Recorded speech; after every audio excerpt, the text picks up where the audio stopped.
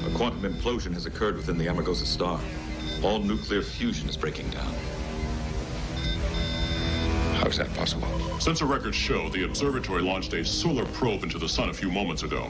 The star is going to collapse in a matter of minutes. The crew of the Starship Enterprise race against time and time travelers to prevent a solar system from exploding in Star Trek Generations. One of 5 new movies we'll be reviewing this week on Siskel and Ebert, along with a remake of a holiday classic, Miracle on 34th Street, and a film about a hitman taking care of a 12-year-old girl. I'm Gene Siskel of the Chicago Tribune. And I'm Roger Ebert of the Chicago Sun-Times. The theory and practice of Star Trek studies has reached such an expert level that I wonder if you'd even be able to understand one of these movies if you'd never seen a previous Star Trek film or TV show. If you walked in cold, you'd probably wonder, who's the Spock they're talking about? Star Trek Generations, the 7th in the series of movies, is an example. It spends a lot of time dealing with the changing of the guard in this continuing saga, where the veteran James T. Kirk has given way to the newcomer Jean-Luc Picard as captain of the Starship Enterprise. Only belatedly do we get into the actual story, which involves a mad scientist who is desperate to return to a strange space energy coil. They say time is the fire in which we burn. Right now, Captain, my time is running out. That's Patrick Stewart there as Picard and Malcolm McDowell as another evil villain. It turns out that his scientist is in league with renegade Klingons. They want power in the galaxy. He wants to return to the energy coil, which is known as the Nexus, and which wraps everyone caught in it up in timeless joy. I love the pseudoscientific gobbledygook here. Perhaps we are tired of waiting. Without my research, the trilithium is worthless, as are your plans to reconquer the Klingon Empire. On board the Enterprise, it's discovered that the scientist is prepared to destroy an entire solar system just in order to slightly alter the path of the Nexus so that he can be reabsorbed by it. Viridian 3 is uninhabited. However, Viridian 4 supports a pre-industrial humanoid society. Population? 230 million, sir. Eventually, both captains, Picard and Kirk, played of course by William Shatner, find themselves inside the tempting Nexus, which realizes their deepest dreams. Now they have a choice to make between bliss and reality. Who am I to argue with the captain of the Enterprise? What's the name of that planet? Viridian 3? Yes. I take it the odds are against us and the situation is grim. You could say that. You know, if Spock were here, he'd say that I was an irrational, illogical human being for taking on a mission like that. Sounds like fun.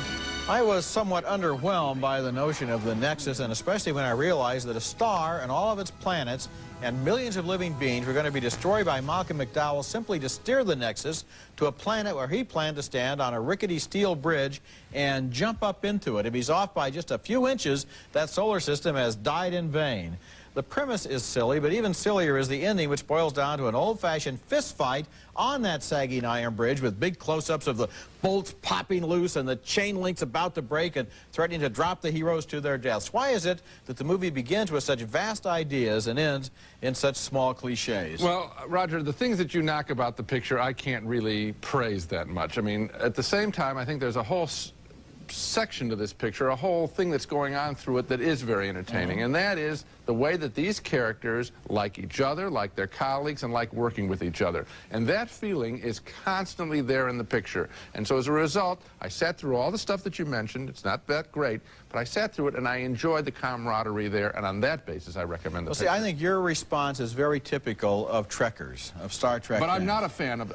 but it's typical of them, because what happens is this series is now like family. Right. And a lot of these movies are not so much drama as they are episodes of showbiz history, you know, like Kirk turns over command of the Enterprise, you know, and, you know, talk about what Spock would have done in a situation like, it's just like a family reunion. And if you really look at it, you know, kind of with a cold eye in terms of just exactly how good of a science fiction movie this is, it's a pretty silly one. I'm not a science fiction fan to begin with, and I enjoy it on the basis of family, and only that basis. Okay, next movie, and it's getting tougher these days to make a so-so animated feature and have it hold anyone's attention, even kids, because the taste of today's audience has really been formed by the revitalized Disney animation department. To put it another way, our next picture, The Swan Princess, isn't in the same league with Beauty and the Beast, The Little Mermaid, or Aladdin.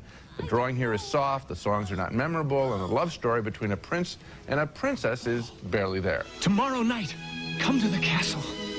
Before the whole world, I will make a vow of everlasting love.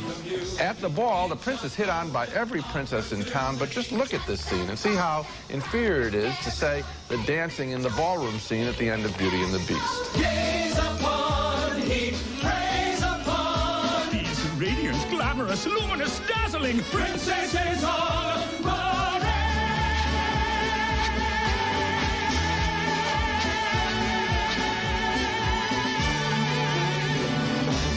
What about the bad guy in the film? He's nothing special. He looks like a generic villain from Saturday morning TV. He has a fantasy of marrying the princess himself. If I marry the only heir to the throne, we'll rule your father's kingdom together, legally, king and queen. The transformation of the swan into the princess is not exciting, but I know with all of my complaints, a lot of parents are going to be thinking, okay, so it's not Beauty and the Beast. Is it still entertaining? Well, sorry, I don't think so. I was profoundly bored by the Swan Princess. Well, I disagree with you, and if a lot of those families and parents are going to ask me, I would say this is good holiday entertainment. Wow. It does not measure up to the Disney classics. Wait a minute, just let me just kind of finish my thought. It does not measure up to the Disney classics, but it comes as close as any of the animated wannabes in the last year. It's miles better than Thumbelina, for example. Roger, so is a still shot of you taking a shower. Thank you very much. I'm sure you've had a lot of experience with studying such No, I haven't. objects, I'm yes. just fantasizing. Oh, I'm sure you are. What I'm trying to say here is that in its own terms, it does a pretty good job. It's just as good, for example, as Return of Jabbar, that made for video thing by Disney. It's in that league, and it's entertaining in that way, and now it's holiday time, and kids will probably enjoy it. Can you name a song, the title of one song from the movie? Yes, No More Tough Guy, and it shows Rothbart doing a one-arm push-up, and the voice is done by Jack Palance. So I kind of like the villain, too. I guess you did. When we come back, a remake of the 1947 classic Miracle on 34th Street, this time with Richard Attenborough as Kris Kringle.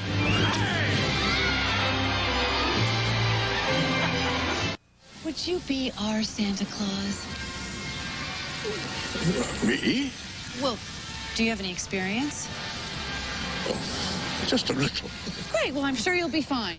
A department store executive spots a potential Santa Claus and hires him on the spot in that scene from Miracle on 34th Street, a new version of the 1947 classic. And if you've seen the original, you won't find many surprises in this remake, which is good-hearted, however, on its own terms.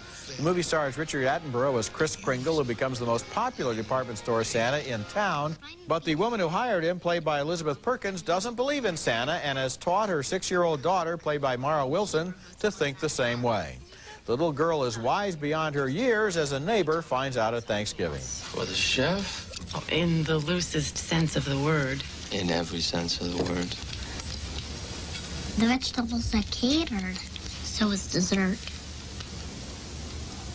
Thank you, Susan. You're welcome. Under the circumstances, the little girl isn't too thrilled by the prospect of a chat with Santa Claus. I know how this all works. You're an employee of Kohl's. That is true. You're a very good Santa Claus. Thank you. Your beard's stuck on real tight. Usually the store Santa Claus whiskers are too loose. Right. Yours look realistic. That's because they are real. You give them a tug. Woo! But soon something begins to change, and the 6-year-old begins to suspect that maybe there might be more to life, after all, than her mother's stark realism. Would it be okay if I thought about this more? Do I have to not believe in Santa Claus right away? Meanwhile, old Kris Kringle is tricked by evil employees of a rival department store and ends up institutionalized because he insists he really is Santa Claus. Just like in the original film, it all comes down to a court hearing between faith and cynicism. Well, I would greatly like to oblige Mr. Collins, but I cannot make this reindeer fly. I didn't think so. He only flies on Christmas Eve. I like this movie for its sweet, unhurried tone. It pays tribute to the 1947 film rather than trying to recycle it into some kind of flashy, slick modernism. Nothing will ever replace the original classic with its Oscar-winning performance by Edmund Gwynn as Santa Claus. But by realizing that, the makers of this new Miracle on 34th Street have been able to share some of the same spirit in a holiday film that I think has a lot of quiet charm. Well, I want to focus on the word quiet. I think we like the same thing here. This is a very respectful film of the other film and of the holiday and of the characters in it. It's very well cast. The writing is clean as can be. The scenes play elemental. It's classically made, and I think that's why we like it. Even though I will tell you that the ending that they came up with, which is different from the classic ending of the first film, doesn't work at all, in my opinion. Well, oddly enough, Gene, you may be referring to a wedding scene. And since I was married in the same church I'm not. where that wedding scene takes place, it kind of touched my heart. I knew you were. In fact, when I took my daughter there, and she was a flower girl in the same, I pointed it out to her, too. Okay. Not at all. I'm talking about in the courtroom. And that switch doesn't work at all. Okay, but otherwise, you like the letters, the bags of mail You that got came in. that. Okay, coming up next, a loner hitman befriends a 12-year-old girl, and now the question is whether they can both stay alive. The Professional is next.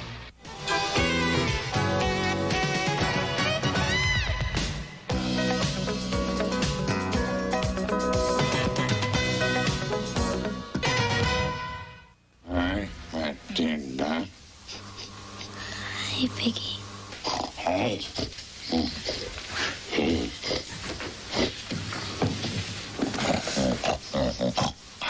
How are you today? A professional assassin who prefers to be alone has his life changed when he meets an orphan 12-year-old girl in The Professional, made by the French director Luc Besson, who was so good with La Femme Nikita, but he stumbles badly here with his first American film, The Professional, a truly annoying picture, all style, no substance, all fake emotion, and even questionable in its would-be sexy portrayal of a pre-teenage girl. As the film opens, Danny Aiello plays a New York crime boss who hires a hitman named Leon, played by Jean Reno, to do a job. He comes to town every Tuesday. Are you free Tuesday? Yeah, I'm free Tuesday. He's on the case, but his life is complicated when down the hall from his apartment, a crooked narcotics cop, Gary Oldman, is about to lead an attack on a drug dealer who has been cheating him. I like these calm little moments before the storm. Oldman blows away virtually the dealer's entire family except for a 12-year-old girl, played by Natalie Portman, who narrowly escapes and goes to her neighbor for help.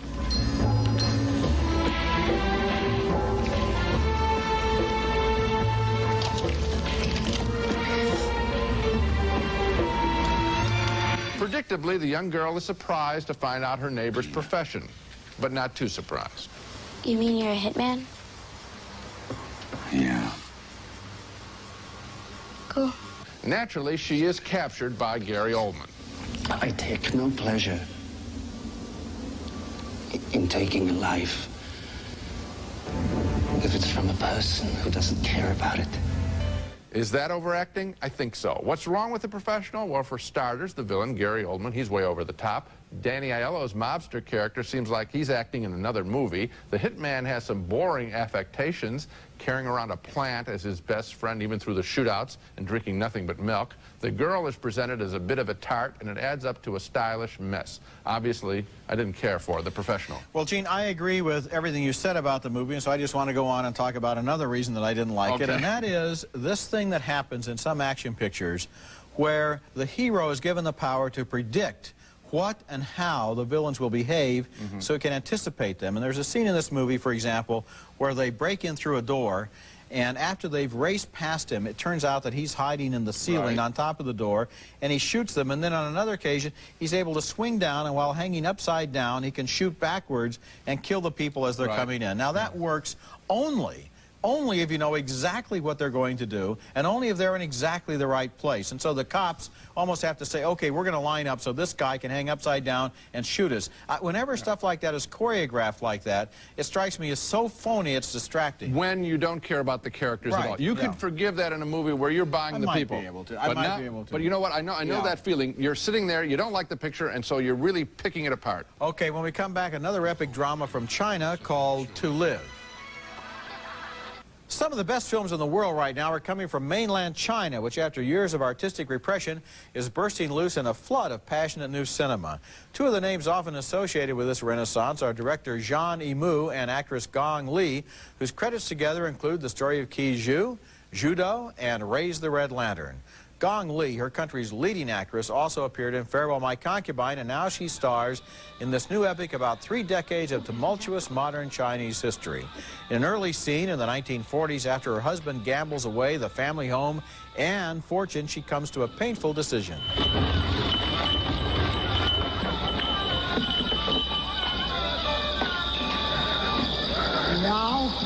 这回我要难生个儿子。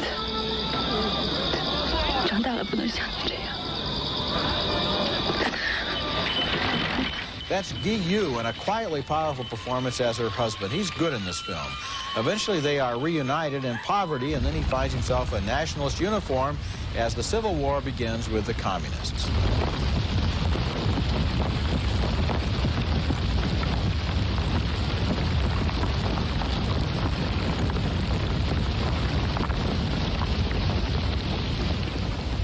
Once he's captured by the communists, he's happy to go over to their side. He has been carrying with him some puppets given by an old gambling opponent and finds a role now as an entertainer with the communists during the rest of the war.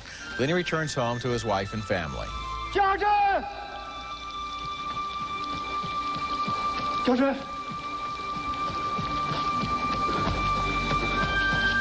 家珍。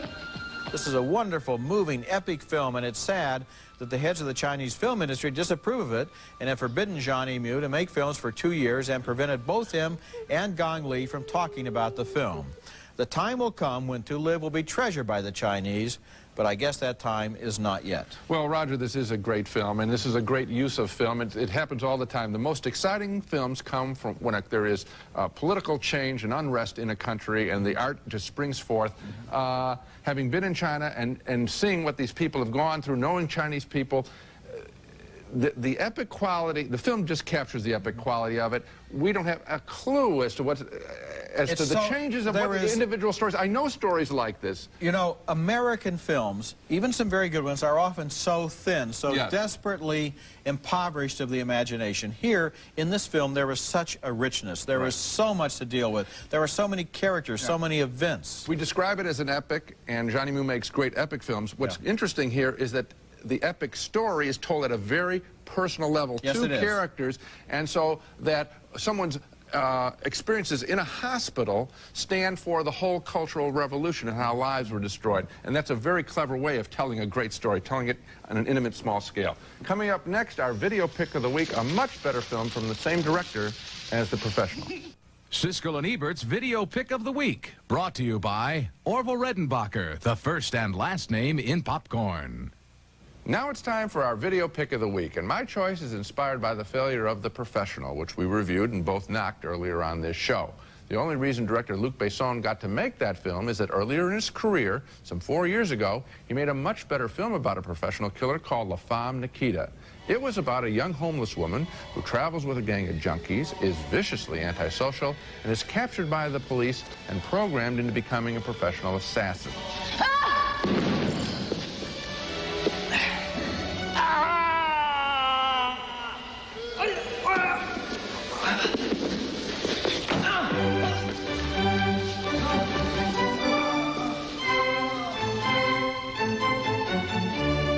The girl is played by Anne Perriot in a fabulous, stylish performance. Maintenant.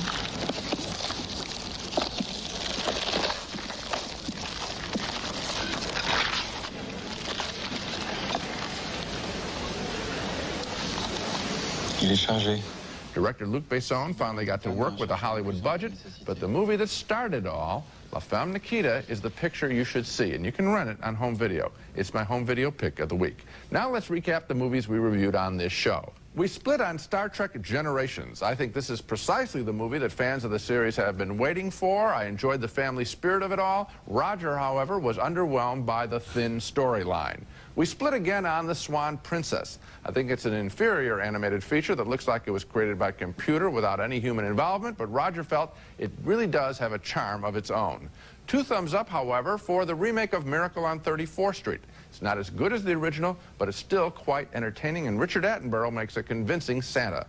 2 thumbs down for The Professional, which is just stylish tripe from the director of the much better film La Femme Nikita. And finally, 2 thumbs up for the best film on this show, one of the best films of the year, To Live, from the great Chinese director Zhang Yimou, encapsulating 3 decades of tumultuous 20th century Chinese history. That's it for this week. Next week we'll be back with reviews of more new movies, including Junior, starring Arnold Schwarzenegger as a man who gets pregnant, much to the amazement of Danny DeVito and Emma Thompson. Also, Macaulay Culkin goes on a journey of the imagination in The Pagemaster. That's next week, and until then, the balcony is closed. It's America's favorite jelly bean, Jelly Belly, now appearing at theaters and video stores with good taste. Jelly Belly beans, try them, you'll love them. Norelco Silhouette women's razors adjust for optimum smoothness and comfort. They're designed to shave a woman where a woman shaves. Mild-tasting Nakano vinegars, fat-free salad dressings that need no oil. There are now 5 Nakano seasoned fat-free dressings in the vinegar section. Nakano. If you'd like to save up to 50% on your contact lenses, eyeglasses, and eye exams, call for a free Lens Express catalog. Call 1-800-340-LENS.